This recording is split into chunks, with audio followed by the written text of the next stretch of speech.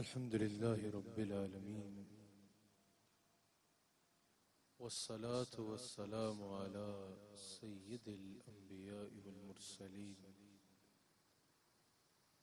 أما بعد فقد قال الله تبارك وتعالى في القرآن الكريم أعوذ بالله من الشيطان الرجيم بسم الله الرحمن الرحيم قل إن كنتم تحبون الله فاتبعوني يحببكم الله صدق الله العظيم وصدق رسوله النبي الكريم۔ سچا ہے ہمارا مالک اور سچا ہے ہمارا خالق کہ سوا اس واحد و یکتا کے کوئی عبادت کے لائق نہیں،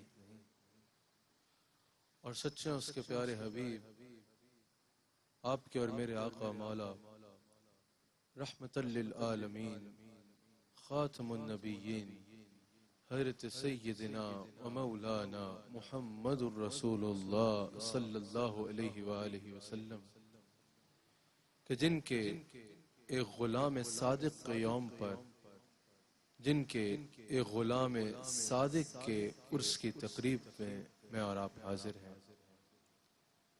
الحمدللہ میں اللہ تعالیٰ کا شکر ادا کرتا ہوں کہ زندگی میں ایک مرتبہ پھر اللہ تعالیٰ نے مجھے ہم آنے والوں کو یہ سعادت عطا فرمائی کہ اللہ کے کامل ولی حضور علیہ السلام کے غلام صادق حضرت بابا فرید مسعود گنج شکر رحمت اللہ تعالیٰ علیہ کی بارگاہ میں حاضری کا موقع ملا۔ اللہ تعالیٰ اس حاضری کو قبول فرمائے اور اس کو ہمارے لیے باعث نجات بنائے۔ میں مبارکباد پیش کرتا ہوں ARY QTV کو، اپنے بزرگ اپنے محسن حاجی عبدالرؤف صاحب کو، جناب عامر فیاضی صاحب کو، ان کی پوری ٹیم کو مبارکباد پیش کرتا ہوں کہ ایک مرتبہ پھر انہوں نے حضرت بابا صاحب سے عقیدت میں اس مجلس کا انعقاد کیا۔ اللہ کریم ان کی توفیقات میں مزید اضافہ فرمائے اور ان کی خدمات دین کو اپنی بارگاہ میں قبول فرمائے۔ میرے ساتھ میرے بہت ہی پیارے بھائی، میرے دوست جناب شہباز ظہیر صاحب تشریف فرما ہیں، جناب ملک خلیل صاحب تشریف فرما ہیں۔ اللہ کریم ان کی بھی عزتوں میں مزید اضافہ فرمائے۔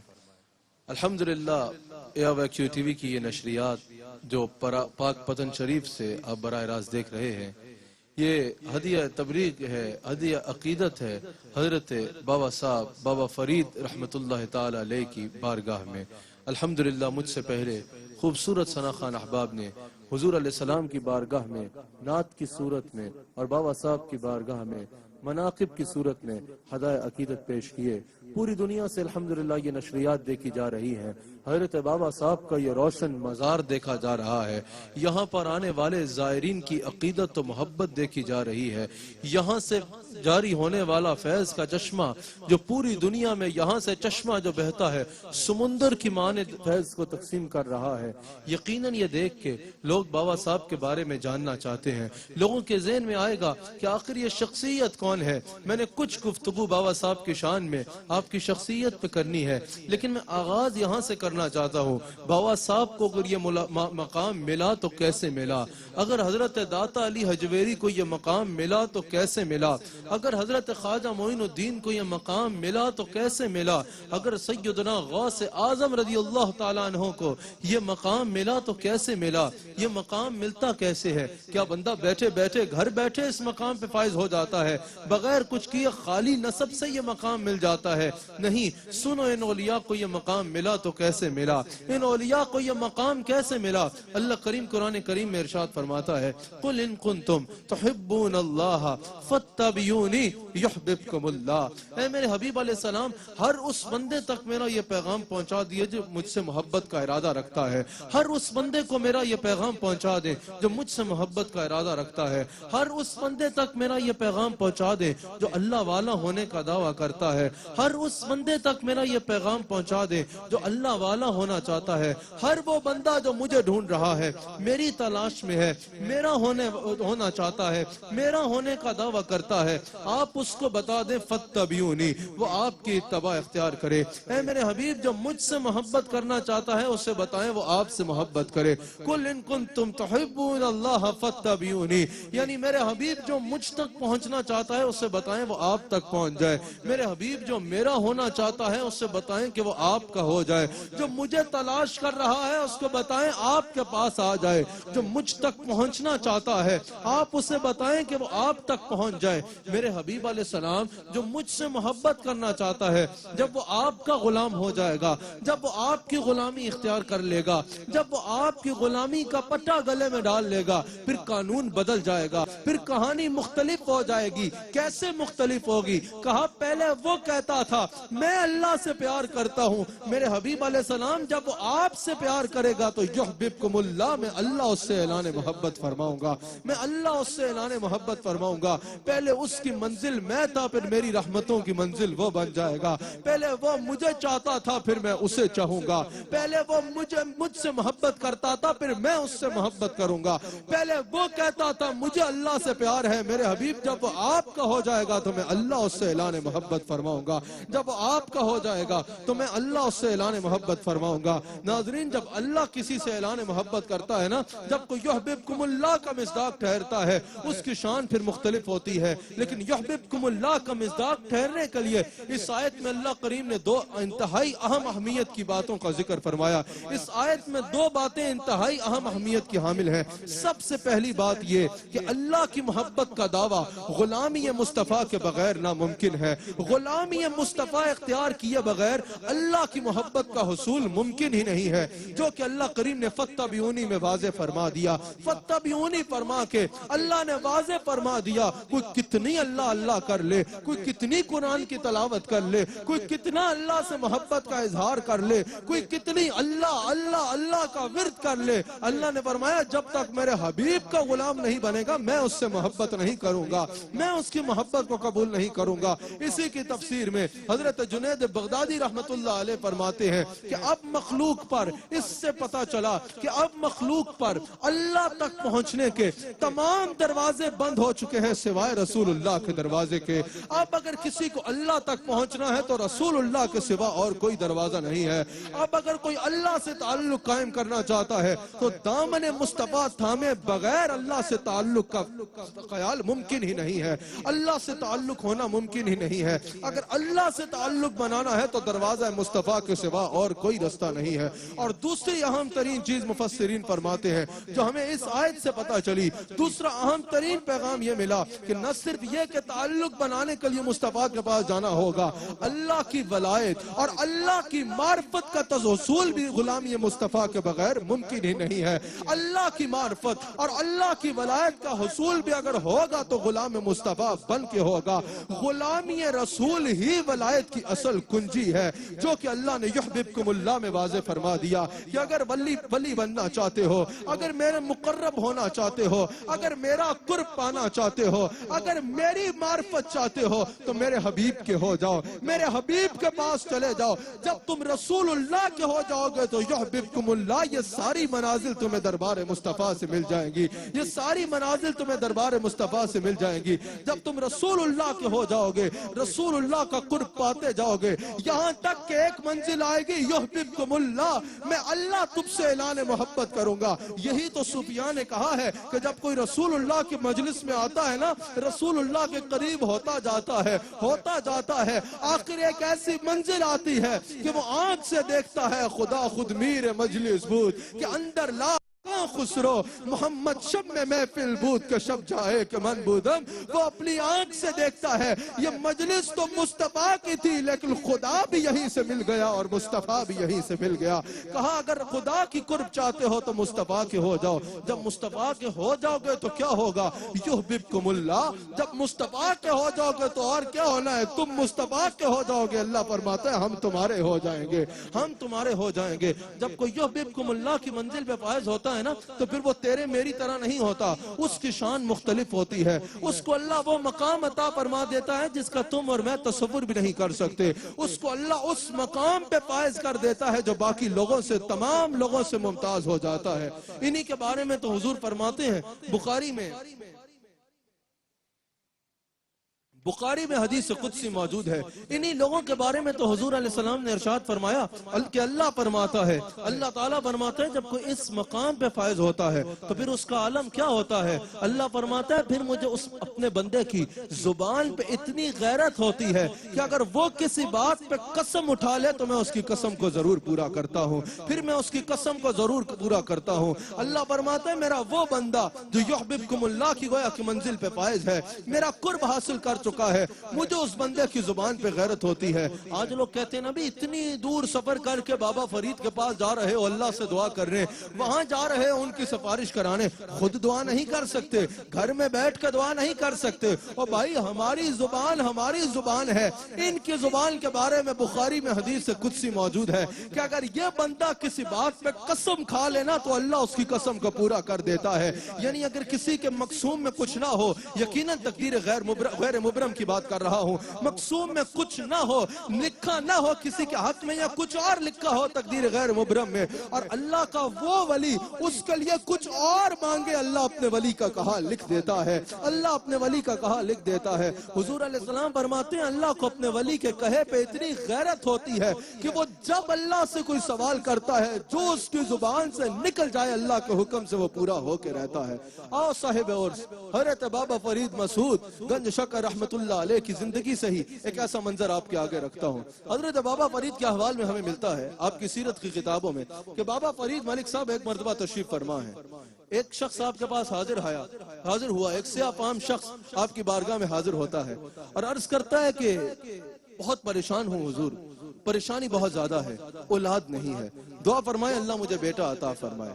آپ ایک عالم استغراق میں تھے، ایک جذب کی کیفیت میں تھے، آپ نے آنکھوں کو بند فرمایا اور 1 2 3 4 آپ نے 7 تک گنتی گنی، آنکھوں کو بند فرمایا اور ایک کیفیت میں آپ نے جذب کی کیفیت میں 7 تک گنتی گنی، آنکھ کو کھولا، اپنے اس مرید پہ نظر ڈالی اور کہا جا اللہ تجھے 7 بیٹے عطا فرمائے گا۔ وہ یقین والا تھا، یقین والے کہاں سے کہاں پہنچے، جو اہل شک ہیں اگر میں مگر میں رہتے ہیں۔ وہ یقین والا تھا، یقین سے اٹھ کے چلا گیا، شیخ نے کہہ دیا انشاءاللہ اللہ ضرور عطا فرمائے گا۔ وہاں ایک مجلس میں اور شخص بیٹھا تھا، جو عقل کے گھوڑے دوڑانے والے ہوتے ہیں نا، اس طرح کا ایک شخص بیٹھا تھا۔ اس نے کہا یہ شیخ ہے یا خدا ہے، یہ کیسی بات کر رہا ہے، اس کو کیا پتا کہ اس کے مستقبل میں اللہ نے اس کے مقدر میں کیا لکھ رکھا ہے، یہ کیسے کہہ رہا ہے کہ 7 بچے عطا ہو جائیں گے، اس کو کیا پتا کہ اس کی زندگی اتنی ہے بھی یا نہیں، یہ کیسے کہہ رہا ہے۔ آپ نے کچھ نہ فرمایا، بات ختم ہو گئی۔ کافی سالوں کے بعد وہ شخص پھر حاضر ہوتا ہے اور اس کے ساتھ اس کے 7 بیٹے ہیں۔ وہ آ کے کہتا ہے حضور آپ نے مجھے دعا دی تھی، اللہ نے مجھے 7 بیٹے عطا فرمائے۔ اس واقعے کے آخر میں تمہیں یہی منزل فاتبعونی اور یحببکم اللہ کی منزل سمجھاؤں گا۔ اس نے آ کے کہا حضور اللہ نے مجھے 7 بیٹے دے دیے آپ کی دعا سے۔ اتفاق سے وہی شخص جس نے کہا تھا مرشد ہے یا خدا، اسی مجلس میں بیٹھا تھا، آغوش حیرت میں مبتلا ہو گیا، کہا بابا فرید یہ کیسے ہوا، آپ کو کیسے پتا چلا کہ اللہ اس کو 7 بیٹے دے گا، یا آپ کی زبان میں اتنی تاثیر کیسے آئی کہ آپ نے کہا 7 بیٹے ہوں گے اور اللہ نے اس کو 7 بیٹے دے دیے۔ اب سنو فاتبعونی کیا ہے اور یحببکم اللہ کیا ہے۔ آپ نے فرمایا کہ بیٹا سن، میں نے 40 سال زندگی کے اللہ کی مرضی کے مطابق گزارے، یہ کیا ہے فاتبعونی۔ محسن صاحب، فیاضی صاحب، یہ فاتبعونی ہے۔ کہا میں نے 40 سال فاتبعونی کے تحت گزارے، 40 سال میں نے اللہ کی نہیں ٹالی، اب اللہ نے مجھے یہ مقام دیا ہے، اب اللہ میری بات نہیں ٹالتا۔ 40 سال میں نے اللہ کی مانی، اب اللہ میری ہر بات مانتا ہے۔ 40 سال میں نے مانی، یہ فاتبعونی ہے، اب جو میں کہہ دوں وہ ہو کے رہتا ہے، یہ یحببکم اللہ ہے۔ کہا 40 سال میں نے اللہ کی مرضی کے مطابق گزارے، اب یہ منزل آ گئی ہے کہ اب جو میری مرضی ہوتی ہے اللہ اس پہ فیصلہ فرما دیتا ہے، اللہ کرم فرماتا ہے، اور جو میری مرضی ہوتی ہے اس کو قبول فرما لیتا ہے۔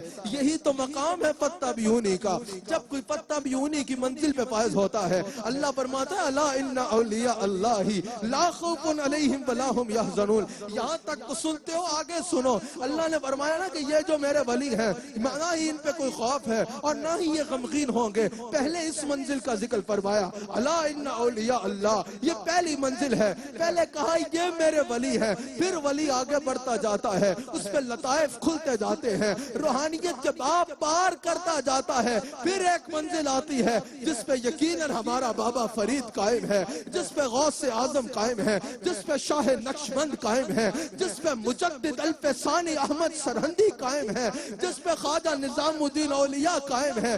ایک ایسی منزل آتی ہے، پہلے اللہ نے کہا تھا نا الا ان اولیاء اللہ، یہ میرے ولی ہیں۔ پھر ولی پہ ایسا مقام آتا ہے، اللہ فرماتا ہے نحن اولیاؤکم فی الحیات الدنیا وفی الآخرہ۔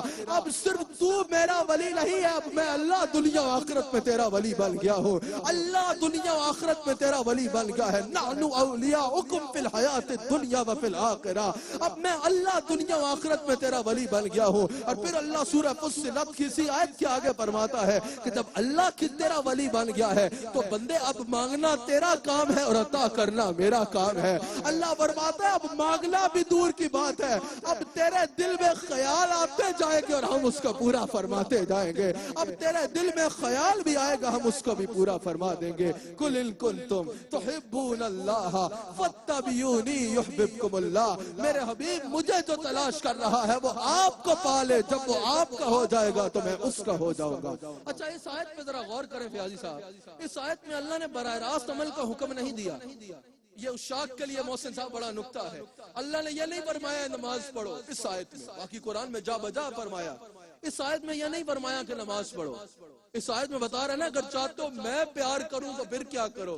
یہ نہیں فرمایا کہ صرف نماز پڑھو، یہ نہیں فرمایا کہ روزہ رکھو، یہ نہیں فرمایا کہ حج کرو۔ فاتبعونی میں ان سب کا درس ہے، لیکن اللہ نے ان کو ذکر نہ فرمایا۔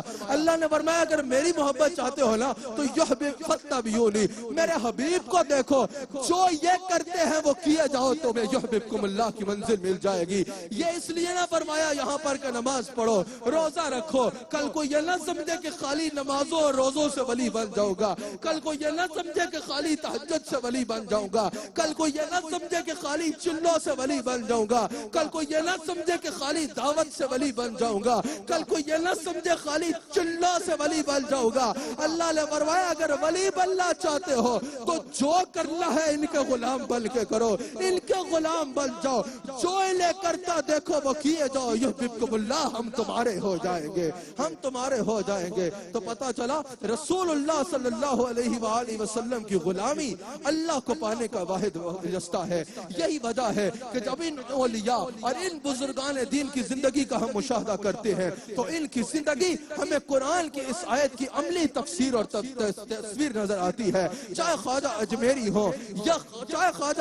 ہو یا داتا علی حجویری ہو، چاہے بغدادی ہو یا شیرازی ہو، چاہے رومی ہو، غزالی ہو یا خواجہ عبدالکریم رحمت اللہ علیہ ہو، ان سب کی زندگی ہمیں فاتبعونی کی تصویر نظر آتی ہے، ان سب کی زندگی ہمیں فاتبعونی کی عملی تصویر نظر آتی ہے۔ یہ سب ہمیں غلامی رسول میں مستغرق نظر آتے ہیں، یہ سب ہمیں غلامی رسول کا پیکر نظر آتے ہیں، اور یہی غلامی رسول ان اولیاء کی ولایت کا راز ہے، یہی غلامی رسول ان اولیاء کی ولایت کا راز ہے، جن کا آج عرس ہے اور جن کے مزار پاک پہ آج ہم حاضر ہیں، جن کے مزار کے مناظر ہمارے ناظرین سکرین پہ دیکھ رہے ہیں۔ حضرت بابا فرید رحمت اللہ تعالی علیہ، کیا ان کو یہ مقام ایسے ہی مل گیا؟ کیا ان کو بیٹھے بیٹھے یہ مقام مل گیا؟ نہیں، ان کی ساری زندگی اللہ کی عبادت، اللہ کی بندگی، رسول اللہ کی اطاعت اور کامل غلامی سے تعبیر ہے، کامل غلامی سے تعبیر ہے۔ چھٹی صدی کے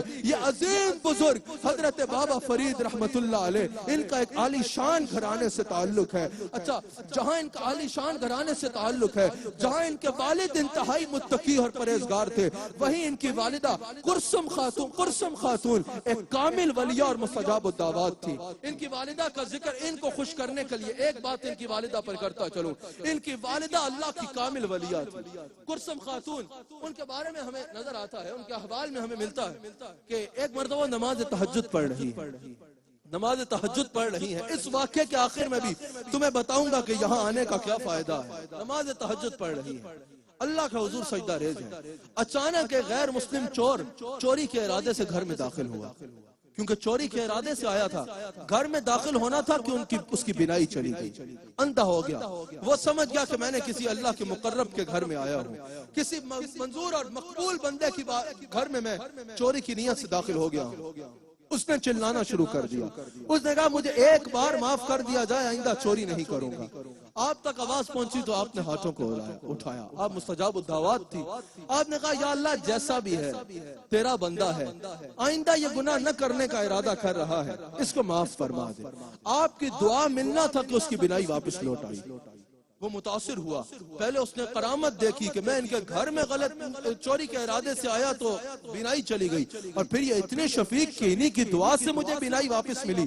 گھر گیا, اپنے سارے خاندان کو اگلے دن لے کے آیا آپ کی والدہ کے پاس, اور آ کے سارے خاندان کے ساتھ اسلام قبول کیا. صرف آپ کی والدہ کی دعا سے اس کی بینائی ملی, اس کو دولت اسلام بھی مل گئی. نہ صرف دولت ایمان ملی بلکہ تمام سیرت کی آپ کی کتب میں موجود ہے کہ آپ کی والدہ نے اس پہ ایک نگاہ ڈالی. ایک نگاہ کا عالم یہ تھا کہ وہ چور مسلمان ہوا اور ولایت کے اعلیٰ مقام پہ فائز ہو گیا. اور خود سوچو اگر بابا فرید کے گھر کوئی غیر مسلم چوری کے ارادے سے آئے تو وہ ولی بن جاتا ہے.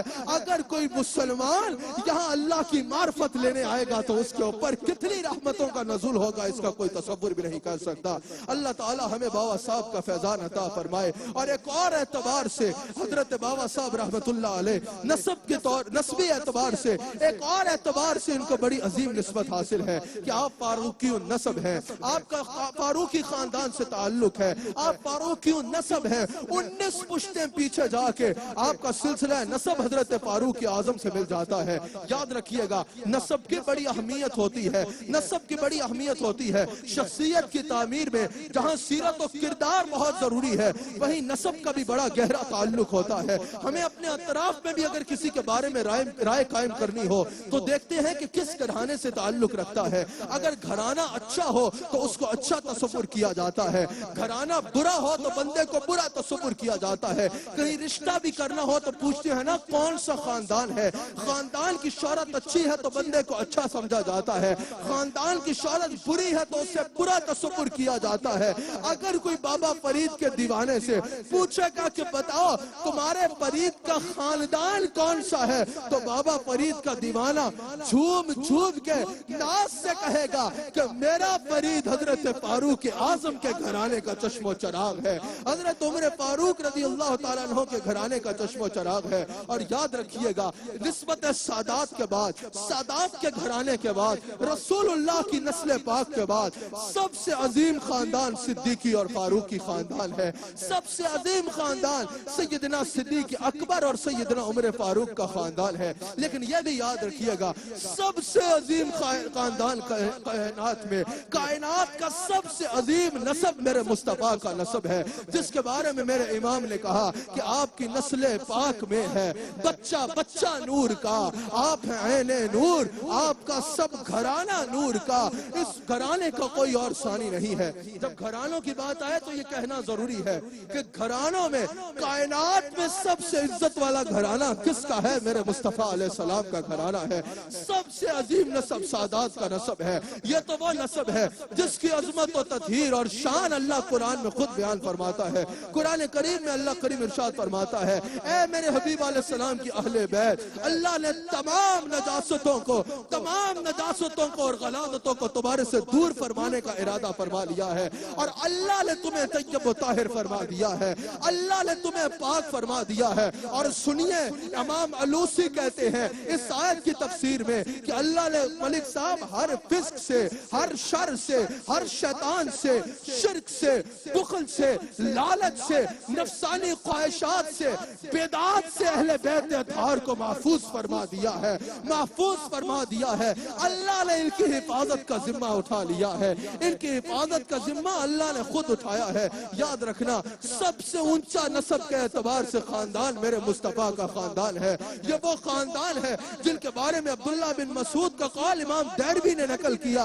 امام دیربی کہتے ہیں کہ حضرت عبداللہ بن مسعود نے بیان کیا کہ رسول اللہ کی ایک اہل بیت کے ساتھ، رسول اللہ کی اہل بیت سے ایک دل کی محبت 1 سال کی عبادت سے بہتر ہے۔ رسول اللہ کی اہل بیت کی محبت میں اگر کسی نے ایک دن بھی گزار لیا، وہ 1 سال کی عبادت سے بہتر ہے۔ اور جس کو موت اس حال میں آئی کہ رسول اللہ کی آل سے محبت میں تھا، حضور عبداللہ بن مسعود فرماتے ہیں وہ بغیر حساب کے جنت میں جائے گا۔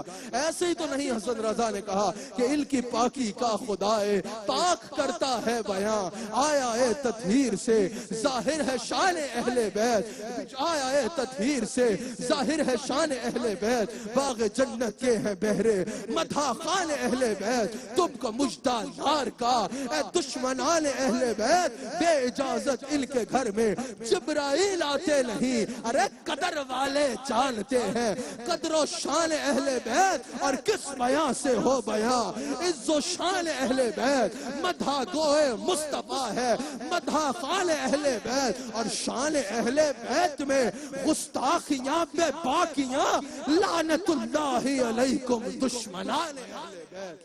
سب سے عظیم خاندان رسول اللہ کی اہل بیت اطہار کا خاندان ہے۔ یاد رکھنا، تاریخ ماضی بعید دیکھ لو یا ماضی قریب دیکھ لو، جس نے اس خاندان سے محبت کی اللہ نے عزتوں کے تاج اس کے سر پہ سجا دیے، اور جس نے اس خاندان کی عزت میں ڈنڈی ماری اس کی زلالت کے طور پہ قیامت تک کے لیے اس کا نام باقی رہے گا، چاہے وہ یزید ہو یا آج تک آنے والے دشمنان اہل بیت ہوں۔ اللہ تعالی ہم سب کو حضور علیہ السلام کے اہل بیت کا وفادار اور نمک حلال رکھے۔ تو نسبت سادات کے بعد سب سے عظیم خاندان کس کا ہے؟ سیدنا صدیق اکبر کا اور فاروق اعظم کا۔ بعض لوگ کہتے ہیں نسب کا کیا، تم نسب پہ اتنا زور دیتے ہو، اگر بڑوں بزرگوں کی اولاد ہے بھی تو کیا ہو گیا، خود جو ہے وہ ہے، نسب کوئی کاؤنٹ نہیں کرتا۔ تو بھائی قرآن پڑھو، اللہ کریم نے جب حضرت خضر علیہ السلام اور حضرت موسیٰ علیہ السلام کے سفر کا بیان فرمایا، تو جب ان 2 نوجوانوں کے مال کی حفاظت کے لیے دیوار کی تعمیر کی باری آئی، حضرت موسیٰ علیہ السلام نے قرآن میں موجود ہے، جب حضرت خضر علیہ السلام سے پوچھا کہ ان جوانوں کے مال کی حفاظت، ان جوانوں کے لیے اتنی مہربانی کیوں کہ ان کے مال کی حفاظت کے لیے خضر اور موسیٰ دیوار تعمیر کر رہے ہیں؟ اللہ اکبر۔ فیاضی صاحب، حضرت خضر کے جواب کو اللہ نے قرآن میں بیان فرمایا۔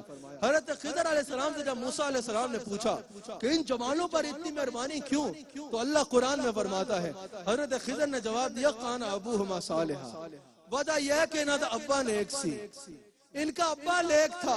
اور پڑھو تفاسیر، بعض کے نزدیک 7 پشتیں پیچھے جا کے، ڈائریکٹ ابا نہیں تھا، بعض کے نزدیک 7 پشتیں پیچھے جا کے اجداد میں ایک نیک تھا، اور بعض کے نزدیک 14 پشتوں پیچھے ایک نیک آدمی تھا جس کی یہ اولاد تھی۔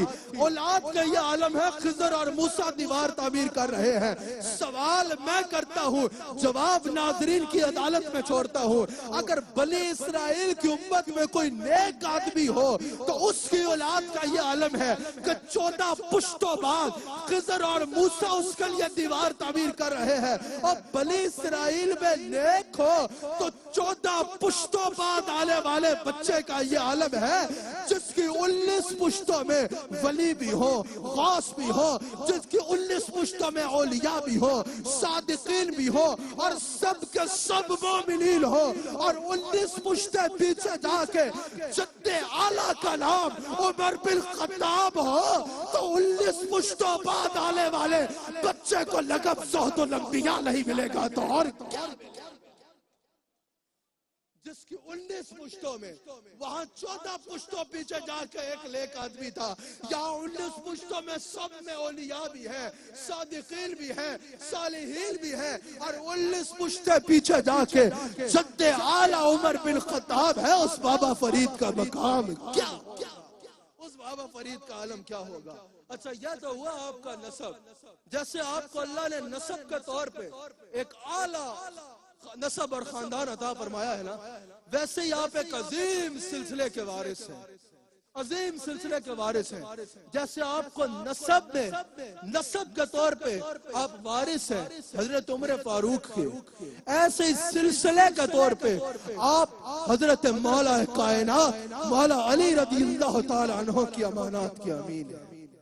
حضرت خواجہ صاحب، حضرت بابا فرید کے شیخ حضرت بختیار کاکی، ان کے شیخ حضرت خواجہ معین الدین، ان کے شیخ حضرت خواجہ عثمان ہارونی، ان کے شیخ حضرت حاجی شریف، اور اس کے بعد 12 ہاتھ پیچھے جا کے آپ کا ہاتھ دامن حضرت علی رضی اللہ تعالیٰ عنہ میں پہنچتا ہے، حضرت علی کے ہاتھ میں آپ کا ہاتھ پہنچتا ہے۔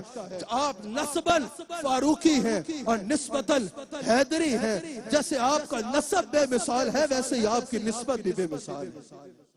میں بات کو اختتام کی طرف لے کے جا رہا ہوں، اور یاد رکھنا نسبت میں بڑی طاقت ہوتی ہے، نسبت کی بڑی اہمیت ہوتی ہے۔ بعض لوگ نسبت کو اگنور کرتے ہیں، اگر نسبت کی اہمیت دیکھنا چاہتے ہو بڑا قرآن کریم میں سورہ یوسف کی آیت نمبر 93 اور 94 اللہ بیان فرماتا ہے کہ جب حضرت یعقوب علیہ السلام کی بینائی چلی گئی، حضرت یوسف علیہ السلام نے اپنی قمیض عطا فرمائی کہ جاؤ یہ میرے والد کی آنکھوں پہ لگانا، یہ والد کی آنکھوں پہ لگے گی تو ان کی بینائی لوٹ آئے گی۔ اور بھائی کوئی کپڑا کس کام کا، کپڑا کیا کر سکتا ہے؟ کپڑا نہ کسی کو نفع دے سکتا ہے اور نہ نقصان دے سکتا ہے، لیکن اگر وہی کپڑا نبی سے نسبت پا لے تو پڑھو قرآن، وہ حضرت یوسف کی قمیض یعقوب علیہ السلام کی آنکھوں سے لگتی ہے تو بینائی لوٹ آتی ہے۔ نسبت میں بڑی طاقت ہے۔ ایسے ہی حضرت خواجہ نظام الدین اولیاء نے ایک دفعہ حضرت بابا فرید، خواجہ نظام الدین اولیاء مرید ہیں حضرت بابا فرید کے، شہباز صاحب ایک دفعہ خواجہ نظام الدین اولیاء نے حضرت بابا فرید کی داڑھی کا بال سنبھال لیا، اور کیا کرتے تھے؟ کوئی بھی بیمار ان کے پاس آتا اس کو کہتے ہیں کہ یہ بال اپنے پاس رکھ لو، جب ٹھیک ہو جاؤ تو مجھے لوٹا دینا۔ خواجہ نظام الدین اولیاء کہتے ہیں میں نے زندگی بھر یہ دیکھا جتنا مرضی بیمار کوئی میری بارگاہ میں کیوں نہ آیا، بابا فرید کا بال اس کو تھامنا ہوتا تھا، اللہ اس کو شفا عطا فرما دیتا۔ ان کی بڑی نسبتیں ہوتی ہیں۔ حضرت ام سلیم کے پاس، جو حضرت انس کے پاس اپنی والدہ کے ذریعے سے، ام سلیم کے ذریعے سے ایک رومال پہنچا، جب بھی کوئی مہمان آتے وہ رومال کو تندور میں ڈالتے تو آگ جلاتی نہیں بلکہ اس کو مزید اجلا کر کے باہر نکال دیتی۔ مہمان حیران ہو کے پوچھتے کہ انس یہ کہاں سے، یہ کیسا رومال ہے؟ آگ کا کام جلانا ہے، اس رومال کو جلاتی نہیں ہے، یہ کیسے ممکن ہے؟ حضرت نے جواب دیا کہ یہ وہ رومال ہے جس سے ایک بار رسول اللہ نے ہاتھ لگایا تھا، جب سے اس رومال کو رسول اللہ کے ہاتھ سے نسبت ملی ہے تب سے اس رومال کو آگ جلا نہیں پاتی۔ اگر رومال دست مصطفیٰ سے نسبت پا لے تو رومال کا یہ عالم ہے، اگر کوئی رسول اللہ کا غلام دست مصطفیٰ لے نسبت پائے تو عالم کیا ہوگا؟ آپ سوچو گے آج ہم دست مصطفیٰ سے نسبت کیسے پائے؟ تو یہ جو سلسلہ بیعت ہے، یہ جب تم اپنے شیخ کے ہاتھ میں ہاتھ دیتے ہو نا، یہ ہاتھ شیخ کا نہیں ہوتا۔ حضرت بابا فرید کے ہاتھ میں جس نے ہاتھ دیا، ان کا ہاتھ بابا بختیار کاکی کے ہاتھ میں، ان کا ہاتھ غریب نواز کے ہاتھ میں، ان کا ہاتھ عثمان ہارونی کے ہاتھ میں، ان کا ہاتھ خواجہ شریف کے ہاتھ میں، کرتے کرتے ان کا ہاتھ حضرت علی کے ہاتھ میں، حضرت علی کا ہاتھ رسول اللہ کے ہاتھ میں۔ اگر کوئی میرے شیخ کے ہاتھ میں ہاتھ دے، میرے شیخ کا ہاتھ اپنے شیخ کے ہاتھ میں، ان کا ہاتھ حضرت شیخ خواجہ چراہی کے ہاتھ میں، ان کا ہاتھ حضرت مجدد الفسانی کے ہاتھ میں، ان کا ہاتھ پاک باقی باللہ کے ہاتھ میں، ان کا ہاتھ حضرت شاہ نقشبند کے ہاتھ میں، چلتے چلتے یہ ہاتھ صدیق اکبر کے ہاتھ میں، صدیق اکبر کا ہاتھ رسول اللہ کے ہاتھ میں۔ جب تم شیخ کے ہاتھ میں ہاتھ دیتے ہو نا، یہ نسبت شیخ کی نہیں ہوتی، یہ نسبت پاک پتل کی نہیں ہوتی، یہ نسبت داتا علی حجویری کی نہیں ہوتی، یہ نسبت اجمیر کی نہیں ہوتی، یہ نسبت عیدگاہ کی نہیں ہوتی، یہ نسبت بغداد کی نہیں ہوتی، در حقیقت یہ نسبت مدینے والے کی۔ حضرت بابا فرید نے ہاتھ کس کے ہاتھ میں دیا؟ اللہ اکبر، حضرت بختیار کاکی کے ہاتھ میں۔ پہلی ملاقات ان کی اپنے شیخ سے ہوئی۔ حضرت بختیار کاکی رحمت اللہ علیہ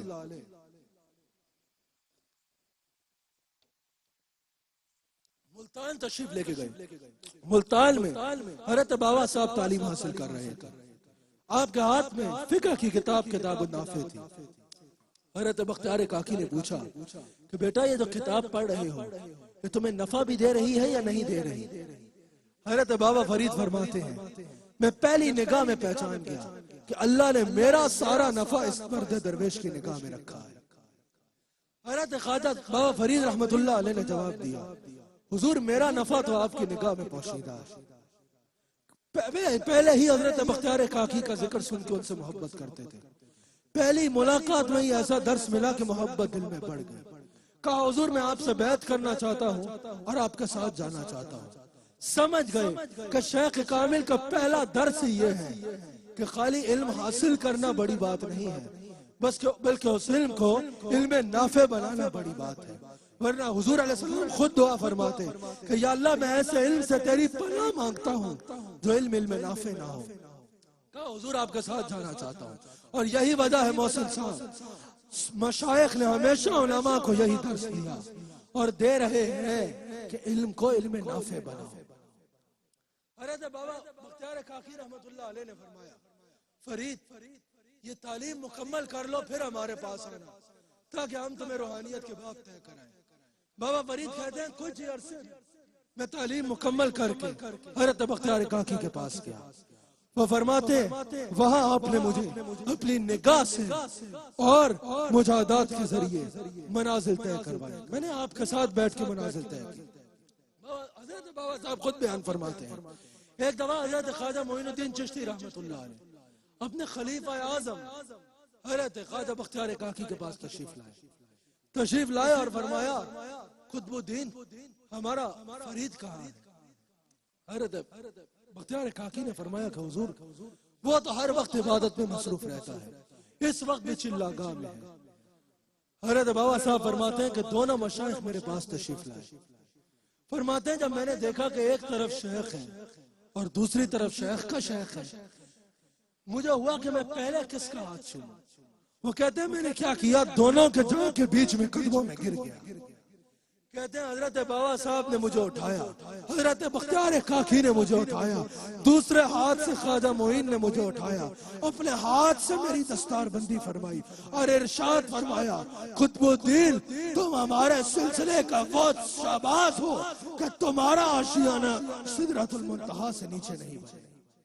یاد رکھیے گا جہاں ان اولیاء اللہ کی باقی کرامات اللہ تعالیٰ نے حضرت بابا صاحب کی نظر میں وہ کمال رکھا تھا، نظر میں وہ کمال رکھا تھا اور زبان میں وہ تاثیر رکھی تھی کہ باقی احباب کی برسوں کی تبلیغ وہ نہیں کر سکتی جو بابا صاحب جیسے ولی کی ایک لفظ سے ہو جاتا ہے۔ آخری بات جسے میں نے اختتام کرنا ہے، جب حضرت بابا صاحب رحمت اللہ علیہ پاک پتن تشریف لائے، یہ مشرکین کی وادی تھی، یہاں سب مشرک بستے تھے، اس کا نام اجودن تھا۔ آپ تشریف لائے تو جو یہاں کا سردار تھا اس کو پتا چلا کہ ایک اللہ کا ولی آیا ہے، اسلام کی تبلیغ کر رہا ہے اور روزانہ ہزاروں کی تعداد میں لوگ اس کے ہاتھ سے مسلمان ہو رہے ہیں۔ اس نے کہا کہ اس کو میرے پاس بلایا جائے۔ حضرت بابا صاحب کو پیغام بھیجا گیا، بابا صاحب نے فرمایا جس کو بات کرنی ہے میری بارگاہ میں حاضر ہو۔ بادشاہ نے پیغام دیا کہ فرید کو بولو میرے علاقے سے اٹھ کے نکل جائے، اگر اس نے میرا علاقہ نہ چھوڑا تو اس کو سخت سے سخت سزا دی جائے۔ آکے پیغام دیا بادشاہ کے لوگوں کہ بادشاہ کا پیغام ہے فرید علاقہ چھوڑ کے چلے جاؤ۔ فرید نے کہا میں یہاں خود نہیں بیٹھا، کسی کا بٹھایا بیٹھا، میں یہاں سے نہیں اٹھتا۔ بادشاہ نے کہا اچھا پھر فرید کو میرے پاس بلایا جائے۔ بابا فرید بادشاہ کے پاس تشریف لے گئے۔ بادشاہ نے کہا فرید دو باتیں ہیں، یا تو میری ایک بات ہے وہ پورا کرو پھر میں تمہیں یہاں رہنے کی اجازت دوں گا، اور اگر بات کو پورا نہ کر پائے تو تمہیں سخت سے سخت سزا دی جائے گی۔ بابا فرید نے بولا کیا چاہتے ہو؟ اس نے کہا کہ میری بیٹی ہے، اپاہج ہے، بیمار ہے، جہاں کے طبیب اس کو لا علاج کہہ چکے ہیں، اگر تم اس کا علاج کر دو نا تو جو کہو گے مان لیں گے۔ بابا فرید نے کہا یہ کون سی مشکل بات ہے؟ بابا فرید نے اس کو ایک دم کیا، اللہ نے اس کو علاج شفا عطا فرمائی۔ بادشاہ خوش ہوا، بابا فرید کے پاس آیا، کہا فرید جو مانگتے ہو بتاؤ تمہیں عطا کروں گا، شاہی محل مانگتے ہو محل دوں گا، خزانہ مانگتے ہو خزانوں میں تول دوں گا، تم زبان ہلاؤ جو مانگو گے عطا کیا جائے گا۔ بابا صاحب نے فرمایا تو مجھے کیا دے گا؟ کچھ لینا ہو تو میرے پاس آنا، دینے والا مجھے اللہ۔ اگر میرے لیے کچھ کرنا چاہتا ہے تو شاہی محل کا دروازہ کھول، میں اذان دینا چاہتا ہوں۔ اس نے کہا ٹھیک ہے، شاہی محل کا دروازہ کھولا، بابا فرید اذان دیتے ہیں۔ بابا فرید نے کہا اللہ اکبر اللہ اکبر، پاک پتن میں سناٹا چھا گیا۔ بابا فرید نے کہا اشہد ان لا الہ الا اللہ، پاک پتن اللہ کا ذکر سے وجد میں آ گیا۔ بابا فرید نے کہا اشہد ان محمد رسول اللہ، بابا فرید کے یہ کلمہ پڑھنے سے پاک پتن کلمہ طیبہ سے گونجنا شروع ہو گیا۔ بابے نے اذان بعد میں ختم کی، پورا پاک پتن مسلمان پہلے ہو گیا۔ بادشاہ نے پوچھا فرید اذان دینے آئے تھے؟ فرید نے کہا بادشاہ اذان دینی ہوتی تو درخت کے سائے میں بھی دے دیتا، میں یہاں پاک پتن کی تقدیر بدلنے آیا ہوں۔ نکاح ولی میں وہ تاثیر دیکھی، بدلتی ہزاروں کی تقدیر دیکھی۔ یا بابا فرید رحمت اللہ علیہ، ہم بھی آپ سے یہی کہتے ہیں، آپ کی بارگاہ میں یہ امید لے کے آئے ہیں کہ آپ کے نکاح سے اللہ ہماری تقدیر کو بدل ڈالے گا، اور آپ کی بارگاہ میں یہ فریاد کرتے ہیں یا بابا فرید مسعود گنج شکر رحمت اللہ علیہ، ہماری تقدیر کو اس انداز میں بدل دیجئے کہ ہماری محبتوں کی منزل اللہ اور اس کا رسول کے سوا اور کوئی نہ ہو، اور ہمارا نام اللہ کی مقربین میں شامل ہو جائے۔ میں آخر میں پھر اس محفل کے انعقاد میں فیاض صاحب آپ کو اور حاجی صاحب کو مبارکباد پیش کرتا ہوں۔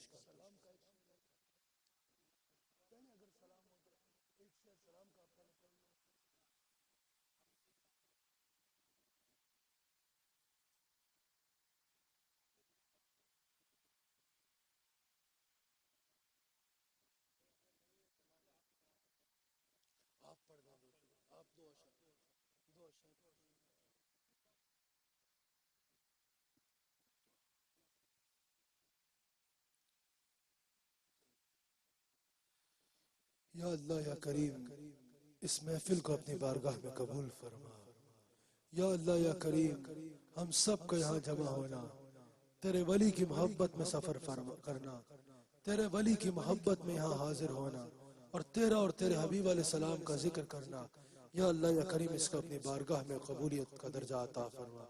یا اللہ یا کریم تیرے ولی کامل کی بارگاہ میں آنا، یہاں پر آ کے تیرا اور تیرے حبیب علیہ السلام کا ذکر کرنا۔ یا اللہ یا کریم اس کو ہم سب کے لیے وسیلہ نجات بنا دے۔ یا اللہ یا کریم تیری بارگاہ میں تیرے حبیب علیہ السلام کا وسیلہ پیش کر کے عرض کرتے ہیں، اس نیت سے تیرے ولی کے بارگاہ میں آئے ہیں کہ یا اللہ یا کریم یہاں آ کے تجھ سے یہ مانگے کہ ہمارے دلوں کو تقویٰ کے نور سے منور فرما دے۔ یا اللہ یا کریم ہم سب کو اپنا اور اپنے حبیب علیہ السلام کا قرب عطا فرما۔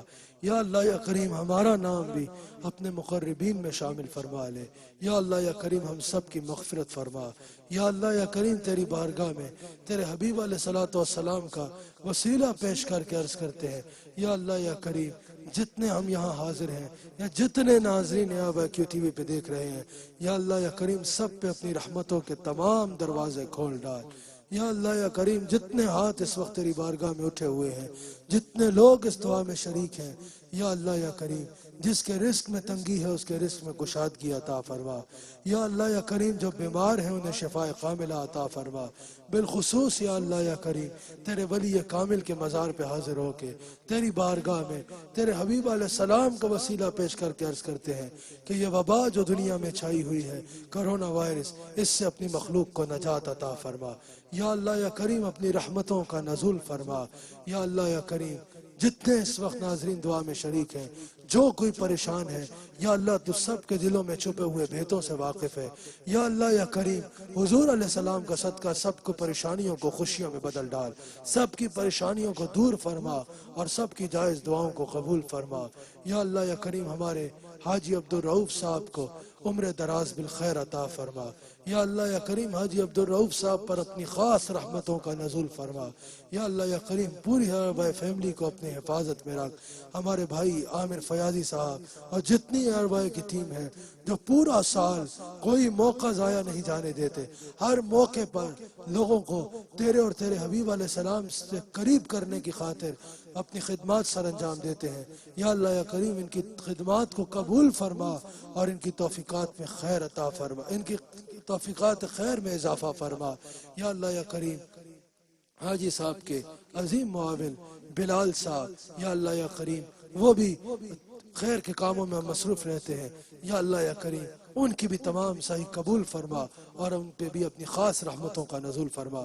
شہباز ظہیر صاحب کے والد صاحب کی مغفرت فرما۔ یا اللہ یا کریم ہم سب پہ اپنی رحم و کرم کے دروازے کھول دے۔